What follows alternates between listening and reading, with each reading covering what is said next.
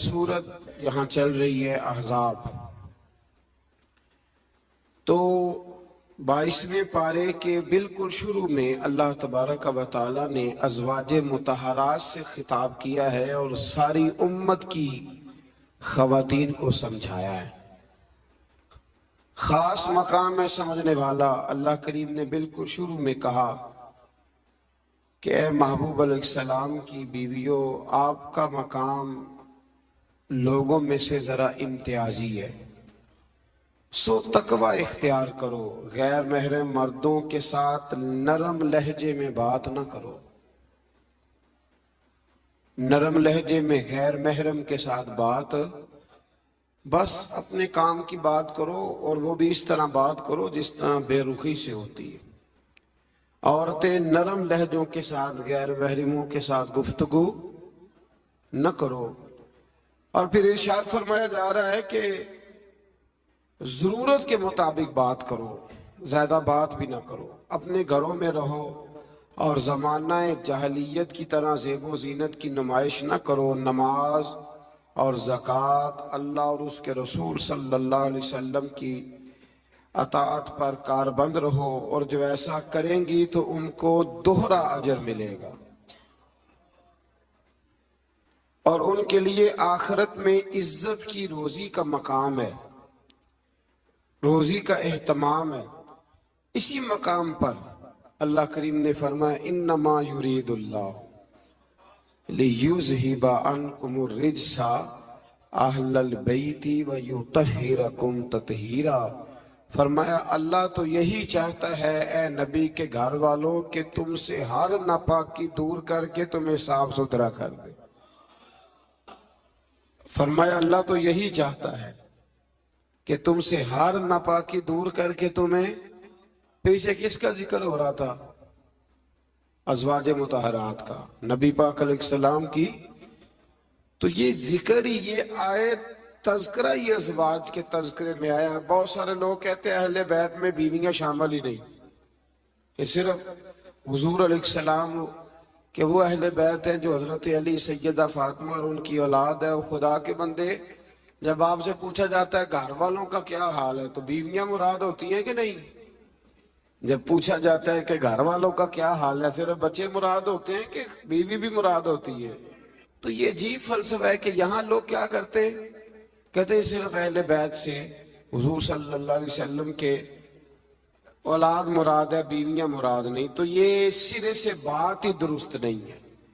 جب اہل بیت کی بات ہوگی تو حضور کی ساری ازواج اہل بیت میں شامل، یہ سمجھ لے بات، چونکہ یہاں تذکرہ ہی ازواج مطہرات کا چلا آ رہا ہے۔ پھر اس سے آگے آیت نمبر 35 میں مومن مردوں اور عورتوں کی اکٹھی صفات کا بیان ہے۔ اللہ تبارک و تعالی نے فرمایا کہ مومن مرد اطاعت شعار ہوتے ہیں، صداقت شعار ہوتے ہیں، صبر و رضا کا پیکر ہوتے ہیں، ان کے دل اللہ کے حضور عجز اور تواضع کے خوگر ہوتے ہیں، وہ صدقات دینے والے ہوتے ہیں، روزے دار ہوتے ہیں، اپنی حیا اور عزت کی حفاظت کرنے والے ہوتے ہیں، اور اللہ کا کثرت سے ذکر کرنے والے ہوتے ہیں، اور ان کے لیے اللہ نے بخشش اور اجر عظیم کی نعمتیں تیار کی ہوئی۔ پھر آیت نمبر 36 میں فرمایا نہ کسی مومن مرد اور نہ کسی مومن عورت کے لیے یہ جائز ہے کہ جب اللہ اور اس کا رسول کو فیصلہ فرما دیں تو ان کے لیے اپنے اس کام میں کوئی اختیار رہ جائے۔ اس آیت کی تھوڑی تفسیر ضروری ہے، اس کی تھوڑی تفسیر کر دیتا ہوں۔ ہوا یہ تھا کہ نبی کریم علیہ السلام نے اپنے ایک غلام کے ساتھ اپنی ایک عزیزہ جو حضور کی رشتہ دار بنتی تھی، حضرت زینب بنت جہش، ان کا نکاح کرنا چاہا، پیغام نکاح بھیجا۔ انہوں نے کہا جی ہم قریشی خاندان سے ہیں اور یہ غلام ہے تو اس کو کیسے رشتہ دے دیں، حالانکہ حضور نے پیغام بھیجا تھا۔ اتنے بڑے ہم ہو کے تو ایک غلام کو رشتہ دے دے، تو اللہ نے حکم دے دیا، فرمایا جب رب رسول حکم دے تو تمہیں اختیار ہی کوئی نہیں، اور جب یہ آیت نازل ہوئی تو وہ حضرت زینب بنت جہش کے گھر والے خود حاضر ہوئے، عرض کی حضور جہاں آپ کا دل کرتا ہے آپ بچی کا رشتہ فرما دیں، ہم اللہ رسول کے حکم کے آگے بات نہیں کر سکتے۔ آج بھی آپ دیکھ لیں، برادری پہلے اور دین معاذ اللہ بعد میں۔ برادری پہلے، بھائی شادی پہ کوئی بےہودہ حرکت نہ کرنا تو کہتے میری برادری نہیں مانتی۔ یہ بڑا خطرناک جملہ ہے، یعنی ایک طرف نبی پاک کی شریعت اور دوسری جانب برادری، تو یہ مطلب آپ اندازہ کر لیں کہ یہ بات کہاں تک جاتی۔ آپ نے اس میں سے اختیار کسے کیا؟ ہماری برادری وہی ہے جس برادری میں حضرت بلال حبشی شامل ہے، حضرت صہیب رومی اور عمار یاسر شامل، وہ ہماری برادری ہے، ایک ہوں مسلم حرم کی پاسبانی کے لیے۔ اللہ توفیق عطا فرمائے۔ پھر اس سے آگے آیت نمبر 37 سے یہ مسئلہ بیان ہوا ہے کہ جو منہ بولا بیٹا ہے وہ حقیقی بیٹے کے حکم میں نہیں ہوتا، وہ حقیقی بیٹے کے حکم میں نہیں ہوتا۔ وہ میں پیچھے بھی بتا چکا ہوں، ہوا یہ تھا کہ ایک منہ بولے بیٹے نے طلاق دی تھی، تو نبی کریم علیہ السلام کے وہ منہ بولے بیٹے تھے، تو ان کی زوجہ سے حضور نے نکاح کرنا چاہا۔ لوگوں نے کہا کہ یہ تو یہ والا معاملہ ہے، تو فرمایا وہ جو منہ بولا بیٹا ہے وہ منہ بولا بیٹا ہی ہوتا ہے۔ مجھ سے ایک دفعہ ایک دوست نے سوال پوچھا تھا کہ منہ بولی جو بہن ہوتی ہے تو بھئی وہ غیر محرم ہوتی ہے، منہ بولی بہن غیر، منہ بولی ماں جو ہوتی ہے نا، ایک تو یہ ہے کہ وہ کہلا کی عمر کو پہنچ جائے، اس نے بچہ چھوٹا سا لے کے پالا ہو، وہ معاملہ اور ہے۔ لیکن ہمارے ہاں جس طرح رشتے نہیں بن جاتے، جو اصل بہن ہوتی ہے اس کا پتہ ہی کوئی نہیں۔ اور بھائی جس کو اللہ رسول نے تیری بہن بنایا تجھے وہ پسند کیوں نہیں، اور جس کو رب کریم نے تیرے لیے رشتہ بنایا ہے تجھے وہ رشتہ قبول کیوں نہیں۔ اللہ تبارک و تعالی حقیقی مفہوم کی طرف ہماری توجہ لگائے، اسی میں ہمارا فائدہ ہے۔ تو پھر اسی طرح آیت نمبر 40 میں اللہ تبارک و تعالی نے وہ عظیم بات ارشاد فرمائی جس کی طرف امت کی توجہ ہونا بڑی ضروری ہے۔ فرمایا ما کان محمد ابا احد من رجالکم ولکن رسول اللہ وخاتم النبیین۔ فرمایا محمد صلی اللہ علیہ وسلم مردوں میں سے کسی کے باپ نہیں، ہاں اللہ کے رسول ہیں اور نبوت کو ختم کرنے والے ہیں، خاتم النبیین ہیں حضور۔ حضور نے فرمایا میں آخری نبی ہوں، میرے بعد کوئی نبی، میرے بعد کوئی نبی، ضرورت بھی کوئی نہیں، اس لیے کہ میرے نبی نے کمی چھوڑی کوئی نہیں، ضرورت ہی کوئی نہیں، حاجت ہی کوئی نہیں، ضرورت ہی کوئی نہیں۔ بلا وجہ بعض لوگوں کو اللہ تبارک و تعالیٰ معاف کرے، روٹی پیٹ بھر کے کھانے کو نہیں ملتی تو نبوت کا دعویٰ کر دیتے، اور عجیب و غریب قسم کے لوگ ہیں جو میدان میں آ نکلتے ہیں۔ اور مجھے تو ان لوگوں کی سمجھ نہیں آتی جو دلیلیں پوچھتے ہیں اور پھر بعد میں کہانیاں سناتے ہیں۔ تو بھئی حضور آخری نبی ہے، رسول کریم کے بعد کوئی نبی آ سکتا؟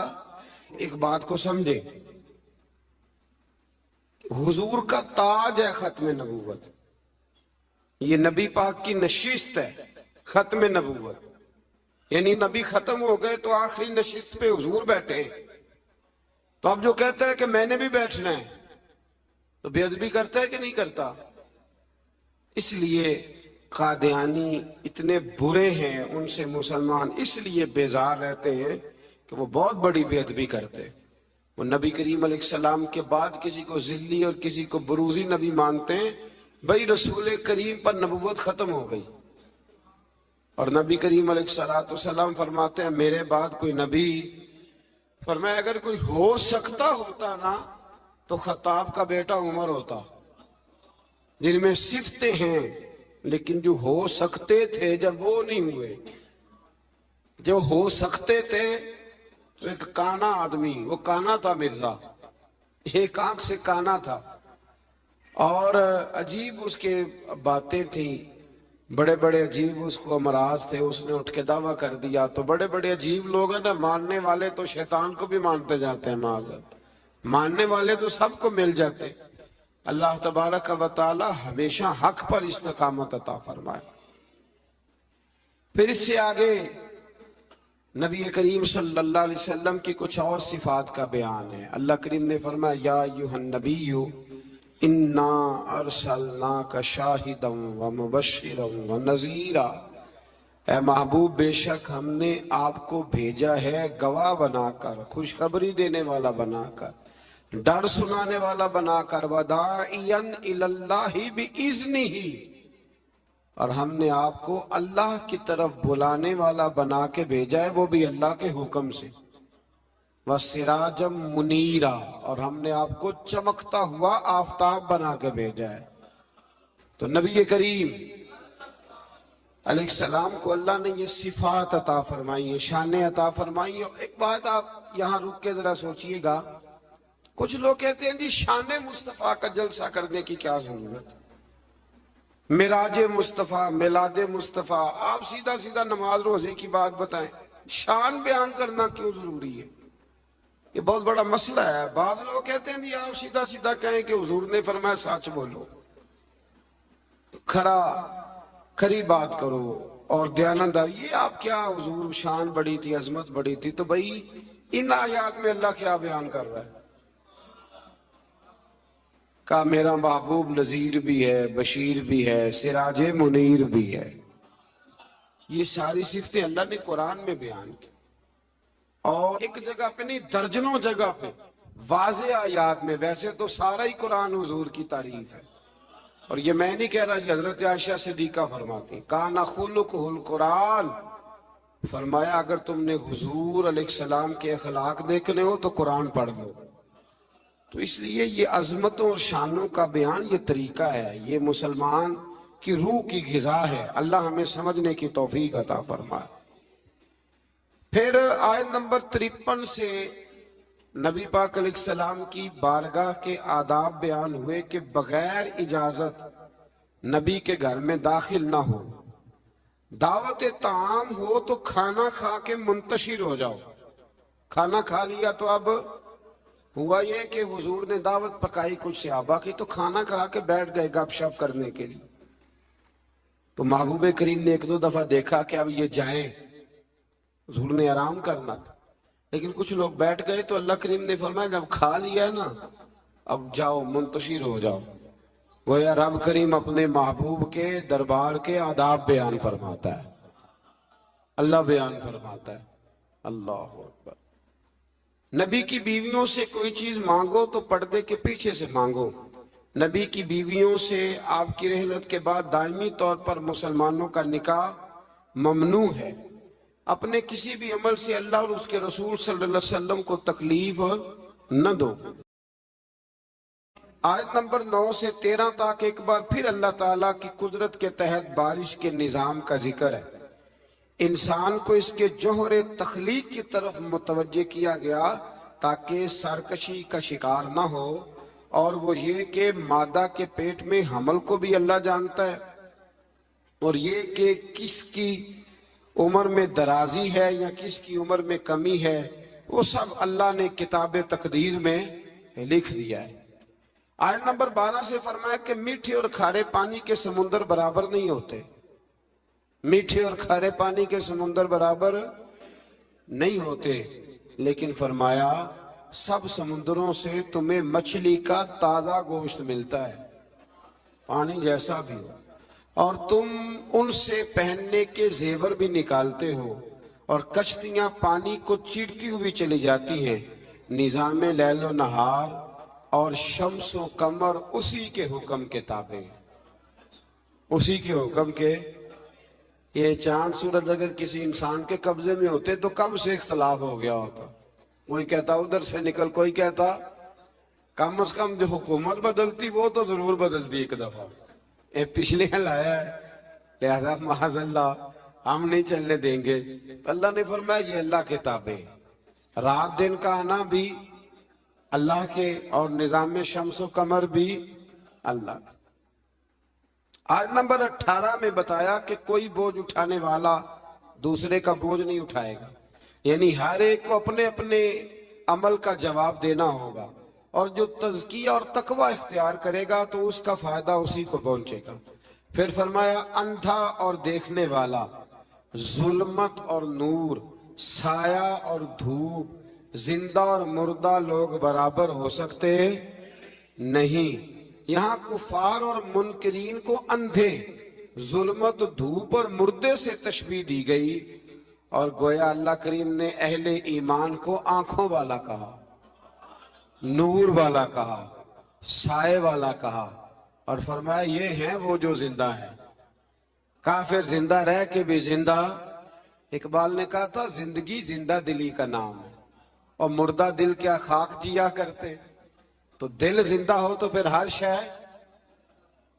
ایک دانشور کا ایک قول ہے، وہ کہا کرتے تھے رشتے احساس کے ہوتے، رشتے اور احساس نہ ہو تو پھر رشتے بھی۔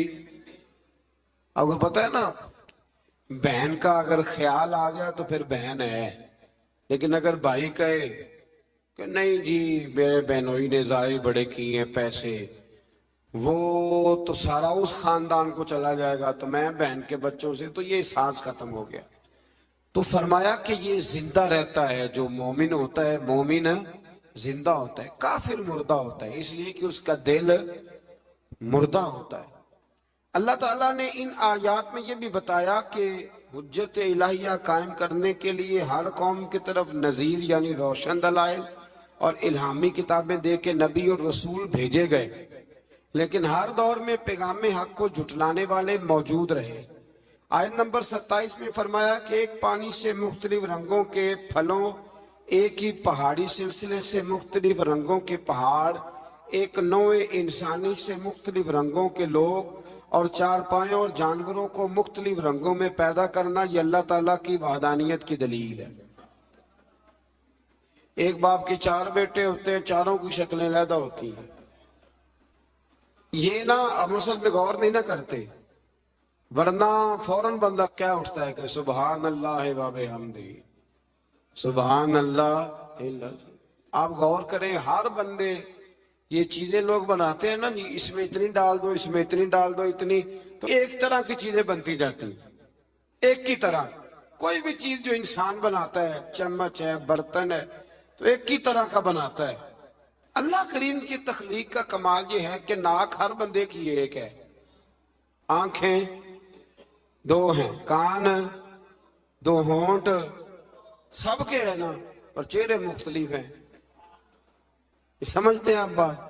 یعنی وہی چیزیں اللہ تعالیٰ نے دیں جو سب کو دیں، پر اس کے باوجود چہرے مختلف ہیں۔ تو ماننا پڑے گا کہ جو بنانے والا ہے وہ بڑی شان والا ہے، جو بنانے والا ہے وہ بڑی شانوں والا ہے۔ جو وہ بنا سکتا ہے دوسرا کوئی نہیں بنا سکتا۔